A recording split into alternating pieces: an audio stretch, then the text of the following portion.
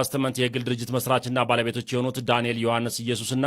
ግርማይ ገብረ ሚካኤል ይደጉ የተባሉ ተጠርጣሪዎች ታዋቂና ተጽዕኖ ፈጣሪዎችን በመጠቀም ከ1200 በላይ ዜጎችን በማጭበርበር የ1.7 ቢሊዮን ብር ጉዳት በማድረሳቸው በ19 አይነት የተለያዩ ወንጀሎች ምርመራ አጣርቶባቸው ለአቃቤ ሕግ በመላክ ክስ መመስረቱን የኢትዮጵያ ፌዴራል ፖሊስ አስታውቋል። መጀመሪያ ክሱ የቀረበው ለአዲስ አበባ ፖሊስ ጠቅላይ መምሪያ ቢሆንም ምርመራው ውስብስብና ከፍተኛ ልምድ የሚጠይቅ ድንበር ተሻጋሪ በመሆኑ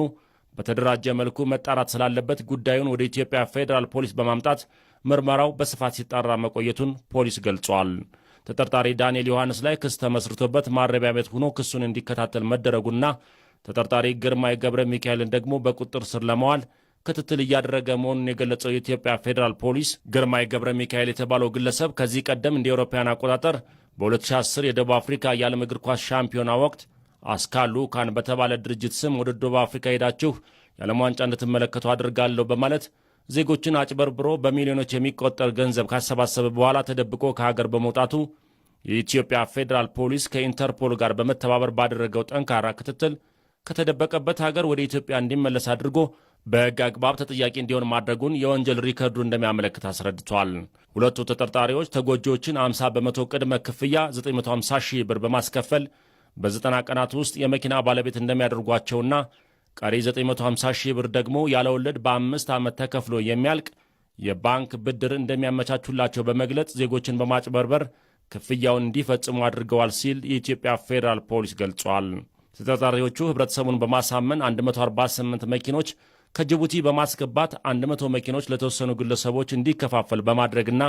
ቀሪ 48 ዘመናዊ መኪኖችን መርጠው በድብቅ መሸጣቸውን እንዲሁም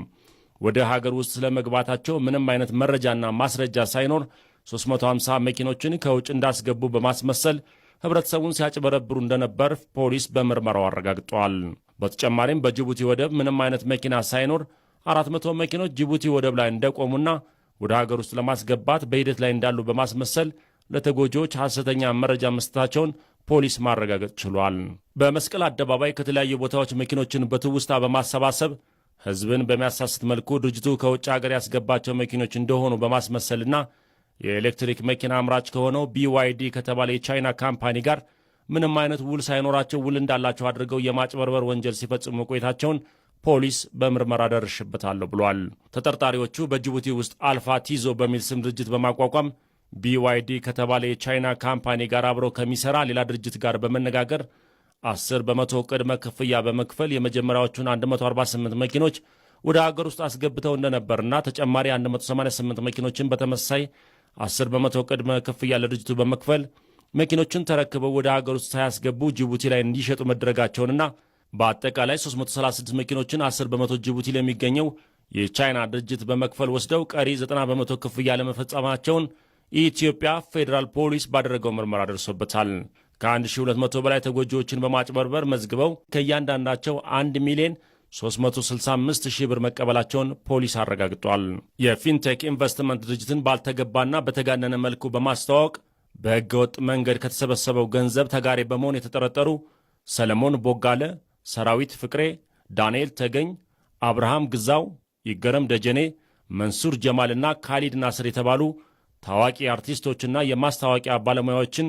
የኢትዮጵያ ፌዴራል ፖሊስ በቁጥጥር ስር አውሎ ፍርድ ቤት በማቅረብ የጊዜ ቀጠሮ ጠይቆባቸው ፍርድ ቤትም እስከ መጋቢት 30 ቀን 2018 ዓ.ም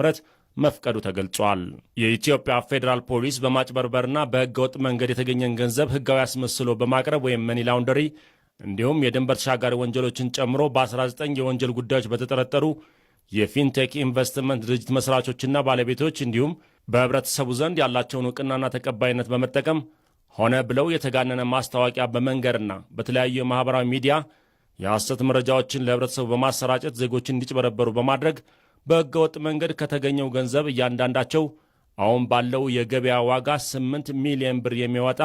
BYD ሶንግ ፕላስ የመኪና ስጦታ በመቀበል በሕገወጥ መንገድ የተገኘን ገንዘብ ሕጋዊ አስመስሎ በማቅረብና በዜጎች ላይ ከ1.7 ቢሊዮን ብር በላይ ጉዳት በማድረስ በተጠረጠሩ አርቲስቶችና